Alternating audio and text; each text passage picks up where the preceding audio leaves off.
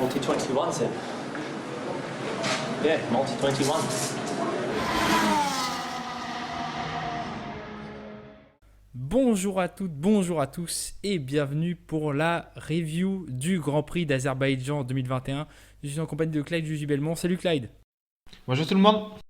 Et on va débriefer un Grand Prix assez fou, un Grand Prix avec un drapeau rouge. Finalement, ça nous arrive souvent depuis 3 ans, quand même, on en a eu pas mal. L'Italie l'an dernier, Imola cette année, on avait eu aussi l'Allemagne il y a 2 ans. Enfin, on en a eu pas mal des Grands Prix sous drapeau rouge et ça nous plaît, ça nous crée des courses assez sympathiques. Je sais pas ce que tu as pensé de cette course de façon générale, mais ça reste pour moi une des meilleures qu'on a eues depuis l'ère hybride et surtout depuis la nouvelle ère aérodynamique en 2017. Alors, je suis d'accord. Après, la course telle qu'elle s'était installée, on va dire, dans le premier tiers, même les premiers 2 tiers, c'était quand même une course assez, comment dire, pas ennuyante, mais c'était plus stratégique et sur le Oui, quand est-ce qu'on allait rentrer dans les stands pour changer de pneus, il n'y avait pas tellement de grandes surprises, à part peut-être l'effondrement relatif des Ferrari, euh, les les erreurs stratégiques d'Alpine par exemple. Par contre, ça s'est vraiment allumé à partir de l'accident de Stroll, qui a déjà rebattu les cartes en termes d'écart, en termes de stratégie, et surtout l'accident mais complètement inattendu de Verstappen qui nous a offert 2 tours de folie où les pilotes se sont dit j'ai 2 tours, tout est regroupé, je peux y aller, j'y vais, et avec des pneus neufs en plus, mais c'était la rêve dans un certain sens. tout à fait, ouais. Et alors, finalement, ces accidents-là nous ont été offerts par un dénominateur commun, c'est les pneus Pirelli, surtout le pneu arrière gauche, il me semble. Ouais, Et et de qui, même. voilà, et les deux mêmes à chaque fois. Puisqu'on le rappelle, hein, Lance Stroll, au moment de son accident, n'avait toujours pas pité. On était alors au 29e tour lorsque son pneu éclate. Et surtout, ce qui était très inquiétant à ce moment-là, c'est que la plupart des pilotes avaient fait leur aérostand vers le 10e tour. Et Pirelli avait assuré que les pneus dureraient jusqu'à la fin, c'est-à-dire jusqu'au 51e. Donc 51-10, il devait tenir 40 tours. Et pour Stroll, il n'avait même pas tenu 30 tours. On parlera après de pourquoi Stroll avait les mêmes pneus à ce moment-là. Et tu as dit, il y a une grande partie stratégique qui s'est jouée et on y reviendra dans un deuxième temps. Mais la course s'est surtout jouée sur les pneus Pirelli.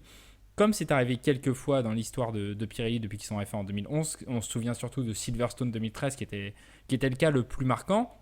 Mais la Silverstone différence avec 2020. voilà, et exactement.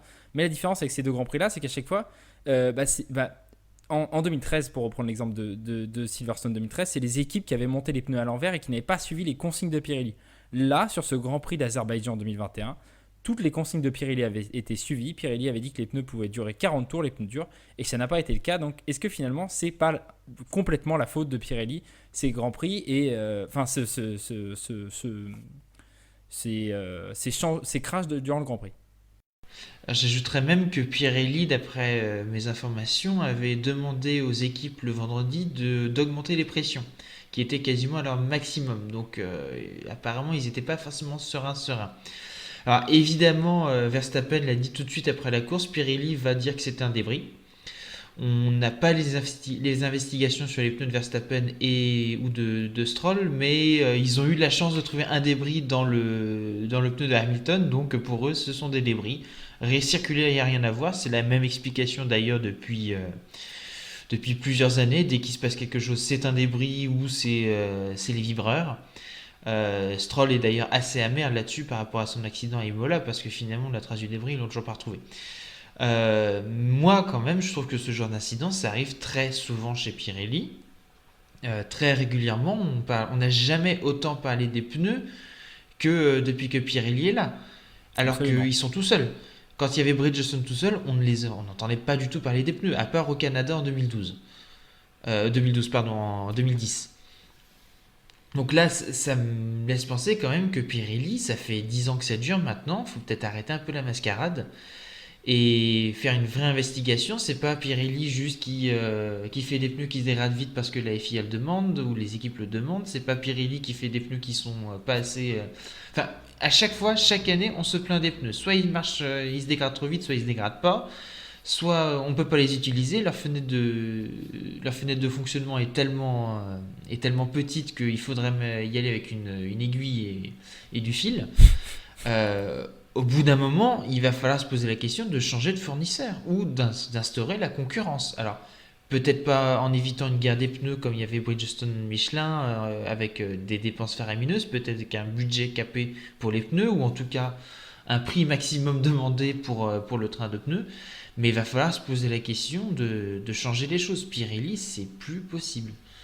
Et j'ajouterais 2 choses à ce que tu as dit. La première, c'est que les histoires de débris, pour Verstappen, on peut y croire parce qu'il y a déjà eu le crash C'est vrai. de Stroll. Par contre, pour Stroll, il n'y a pas eu de crash avant. Et donc, à quel moment ça peut arriver.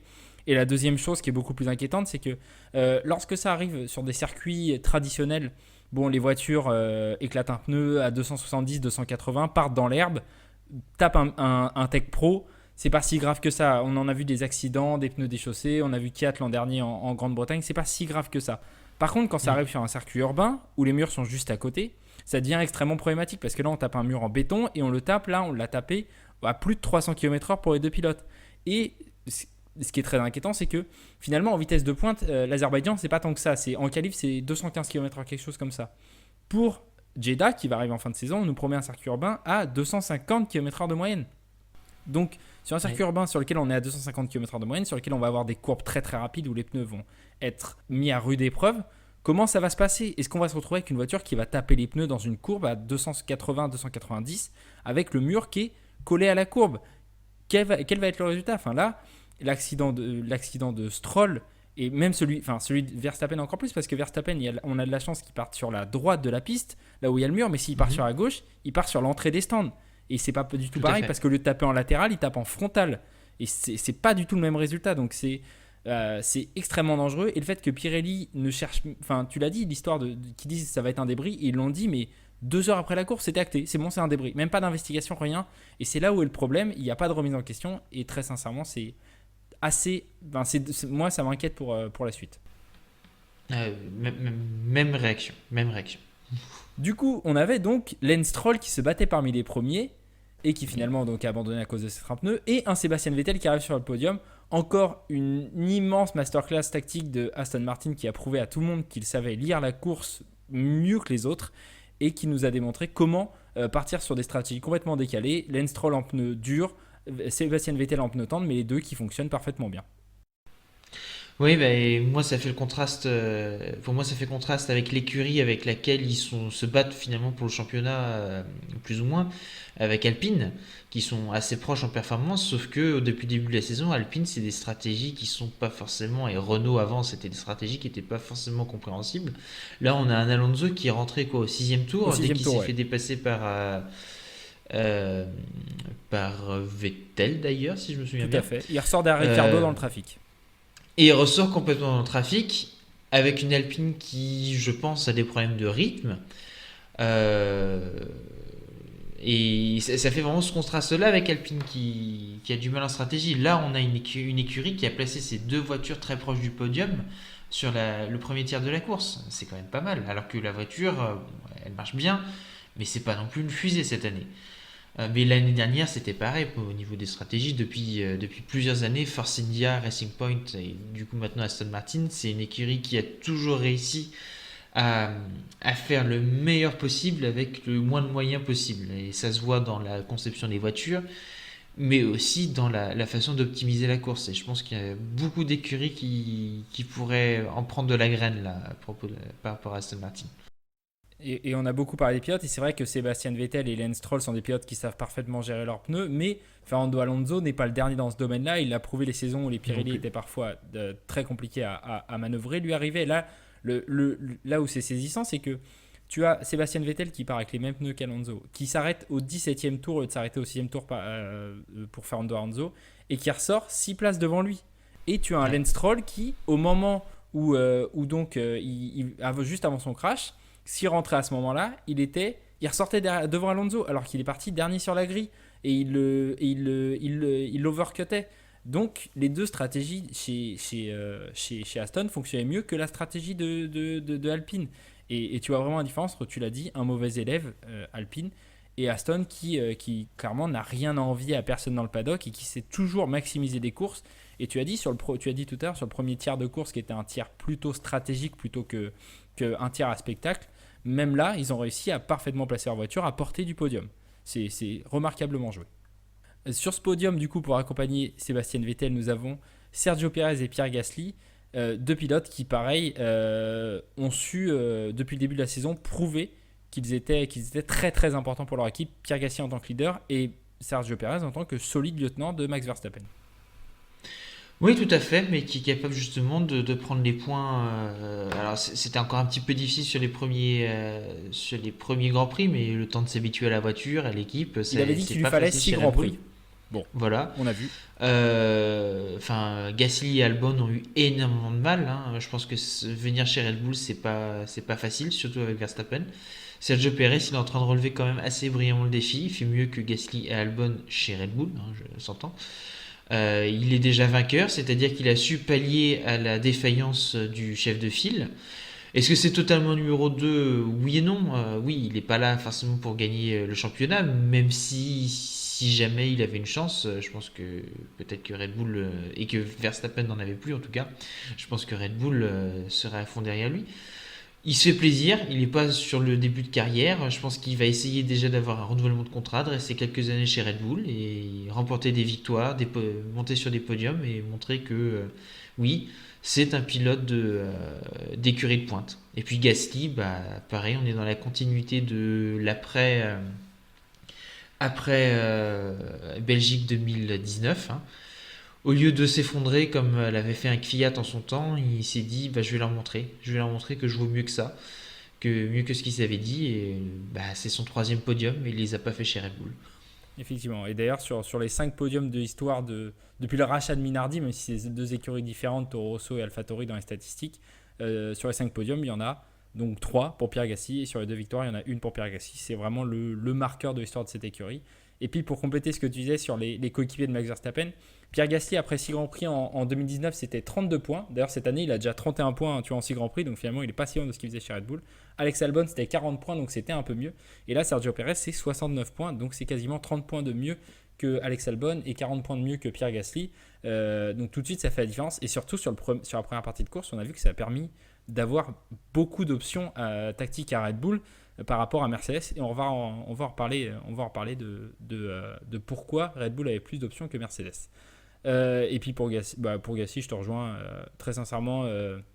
Qu'il reste dans cette équipe pour l'instant, il s'y sent bien, c'est là où il fit le mieux. Il me fait penser un petit peu à un parallèle à Zarco, qui est dans une écurie satellite en MotoGP, mais qui est dans une écurie qui lui convient parfaitement et qui donne le mieux sur sa moto. Bah là, c'est pareil pour Pierre Gasly, qui est vraiment un excellent leader pour cette équipe AlphaTauri. Oui, à Zarco ou à Perez aussi. Perez, c'était pareil. Son passage dans le top team ne s'était pas bien passé. Il s'est retrouvé chez Force India et bah, il s'est, comment dire, complètement fait son petit trou chez Force India et avec des performances qui étaient extraordinaires, hein. Et c'est un très bon parallèle, j'y pensais plus, mais effectivement, Sergio Perez est aussi un très bon parallèle à partir de 2014 lorsqu'il est passé chez Force India. Est-ce que tu avais autre chose à dire sur la course avant qu'on passe à la section suivante? Oh bah moi juste une petite phrase quand même. Bon, deux petites phrases. Les Ferrari, assez rapides, qui ont su profiter de bonnes conditions en qualification, mais on voit qu'en rythme de course, c'est pas encore ça. Et puis Alonso qui prouve que on commençait à avoir pas mal d'articles. Hein, Rosberg en avait fait un en disant que ça y est, Alonso a raté son retour, il fait une Schumacher. Bah, je pense qu'il prouve qu'il a quand même la niaque. Avec une stratégie pourrie, il finit quand même sixième alors qu'il aurait dû finir au maximum dixième, peut-être onzième, en profitant de 2 tours pour dépasser tout le monde. Franchement, bravo Alonso. J'espère qu'ils vont pouvoir travailler. Apparemment, il attend une nouvelle direction assistée pour le Grand Prix de France. J'espère que ça va donner ses fruits. Et j'espère qu'ils vont pouvoir travailler sur le rythme et puis sur 2022. Et je pense que c'est quand même toujours un client. Et pour compléter ce que tu dis sur Ferrari, depuis le début de la saison, Mercedes est à 100,2% de la pole position à chaque course en moyenne. Red Bull est à 100,3%, donc c'est vraiment les deux devant, mais Ferrari est à 100,5% de la pole position et sur les deux dernières courses a fait la pole position. Donc très clairement, les Ferrari sont revenus dans le match et se sont légèrement détachés du duo McLaren-AlphaTauri qui est un peu plus loin, qui est à 100,8 et 100,9%. On mettra le classement bien évidemment sur Twitter qu'on a calculé, mais voilà, c'est pour donner un indicatif et pour compléter ce que tu dis sur Ferrari, qui effectivement sur le rythme de qualification est là, reste à trouver le rythme de course. Et puis un tout petit dernier mot sur Lewis Hamilton qui après ses excuses d'après-course à Monaco où il avait dit qu'il n'aurait pas dû s'attaquer à l'équipe, là a admis son erreur et là il est en train actuellement je trouve de changer de mentalité et de comprendre que s'il veut gagner cette saison, ça passera par un côté plus positif et l'acceptation de ses quelques erreurs et ça va donner quelque chose de plus intéressant pour le championnat que s'il avait commencé à s'embrouiller un petit peu avec l'équipe lorsque ça allait moins bien. Ouais, tout à fait. Le flop d'or donc de ce week-end. Alors on avait parlé en off de mettre Hamilton pour du coup ce freinage raté au moment du restart. On avait pensé à mettre Mazepin pour cette attaque sur son coéquipier à la fin et ce blocage qui n'avait aucun lieu d'être. Une attaque à la Schumacher. Voilà, exactement. Et puis on aurait pu aussi mettre Tsunoda pour ses insultes répétées à la radio qui commencent à devenir lassantes. Mais Oui. on n'a mis aucun des trois. Qui a-t-on mis, mon cher Clyde? Eh bien, on a mis un Finlandais. Et oui. Et lequel? Et lequel? Parce qu'il y en a quand même deux. Alors, remarque, l'autre Finlandais, il a quand même fait une meilleure course que d'habitude. Non, on a mis Bottas. Clairement, pas à la hauteur. Là où Perez, justement, a récupéré les points que son chef de file devait prendre. Là où Perez a été suffisamment en place pour pouvoir perturber la stratégie de Mercedes, Bottas, il était nulle part, ni en qualif, ni en course. Tellement qu'en fait, au départ, j'avais même pas pensé à le mettre en flop d'or, tellement je l'ai pas vu. Non, je te rejoins totalement. On en parlait en off, mais la comparaison la plus juste que j'ai trouvée, et c'est vraiment la plus juste, c'est Barrichello 2005, c'est-à-dire que des années à côté d'un grand pilote dans une écurie qui dominait la F1, et puis le jour où d'autres voitures arrivent à leur côté et commencent à être performantes, et on voit tout de suite la différence de niveau entre le pilote numéro 1 et le pilote numéro 2. Et là, pour Valtteri Bottas, ça s'est tout de suite vu. Alors voilà, en qualif, ça a été le passage en Q3 a été sauvé par le crash de Daniel Ricciardo, hein, qui a bien aidé à annihiler toute chance en Q2 pour les pilotes restants. Et puis, en course, très très loin, sur le dernier restart, non, sur le premier restart après le crash de Stroll, catastrophique. Il se mettait Oui. à chaque fois sur une mauvaise trajectoire pendant 4 virages, il se fait dépasser. Je me demande s'il perd pas 4 places en un tour ou 3 places. Quelque chose comme ça, ouais. Voilà, c'est quelque chose comme ça. J'ai vérifié, donc il perd 4 places en un tour. Il se fait dépasser par Sainz. C'est surtout le dépassement de Ricciardo qui le passe comme un enfant en fait. Bottas se met en plein milieu de la piste. Ricciardo a juste à l'enrouler à l'extérieur avec des pneus qui à ce moment-là sont parfaitement frais et ça passe. Et ouais, il a été très absent pendant 2 ans et demi. On a reproché à Red Bull de ne pas avoir de coéquipier pour Max Verstappen pour les stratégies. Là, ça a été l'inverse et on a tout de suite vu la différence. Et très clairement, on a encore eu avant le Grand Prix une petite phrase de Bottas qui nous disait qu'il avait mis des photos pour le motiver devant la glace. Et à chaque fois qu'on a une phrase de Bottas comme ça, les week-ends sont catastrophiques. Comme a dit Paul à la rédaction, le Bottas 4.0 est enfin arrivé. Bravo champion, tu le mérites. Là, en vue en plus des performances de Russell qui s'est battu avec lui, qui a encore fait une Q2 et qui est magnifique en qualification actuellement. Plus ça va, plus on se dit que Valtteri Bottas, ça sent quand même la fin de sa période chez Mercedes. Pour moi, je pense que la décision est déjà prise. Il y a eu quelques petites phrases qui le laissaient entendre. Et je pense que, en tout cas, Bottas sait que l'année prochaine, il ne sera pas chez Mercedes. Et contrairement à un Gasly, par exemple, bon, Gasly n'avait pas eu le temps de réagir, on va dire, entre l'annonce ou le moment où il a su et sa prochaine course chez Toro Rosso, mais je pense que Bottas sait qu'il ne sera pas conservé, sauf que au lieu de prouver qu'il a de l'intérêt, qu'il devrait le conserver, il est en train de s'effondrer totalement, sa confiance est en train de... On le sent un peu comme un fantôme, quoi, Bottas. Tout à fait. Et puis, quand tu vois, même sur les essais, à part en FP1 où je crois qu'il finit top 10, mais parce que tout le monde était en configuration long run, notamment un Vettel, notamment un Ocon, tu vois, qui après était devant lui. Mais en FP2 et en FP3, c'était pareil, c'était catastrophique. Il n'y a pas eu une bonne séance du week-end pour Valtteri Bottas. Et là, on pensait qu'après son week-end à Monaco, où il avait fait, malgré la course, où il avait fait une bonne qualif avant, il avait fait des très bonnes choses, Oui. on pensait qu'il s'était remis en place. Là, très clairement, on va voir comment la tendance va se mettre. Peut-être qu'il va se remettre en place au Castellet, mais plus de déclarations avant les courses parce que sinon, les Ouais, flops qu'il d'or vont arrête, ouais. s'enchaîner. Oui. Eh bien, écoute, mon cher Clyde, je te remercie pour cette review de ce Grand Prix d'Azerbaïdjan qui restera peut-être l'un des meilleurs de l'année, on ne sait pas. Probablement, même si on a quand même eu quelques pépites déjà depuis le début de l'année, hein. Je pense que je me suis pas ennuyé à un seul Grand Prix. Effectivement, peut-être l'Espagne un peu moins bien, mais bon, c'est l'Espagne. Ouais, c'est l'Espagne, hein. Voilà. Oui. Mais sinon, oui, c'est vrai qu'on s'est plutôt amusé cette saison, c'est pas mal pour l'instant. Et puis on se dit à la prochaine pour un débrief d'un prochain Grand Prix. Salut! Et à bientôt.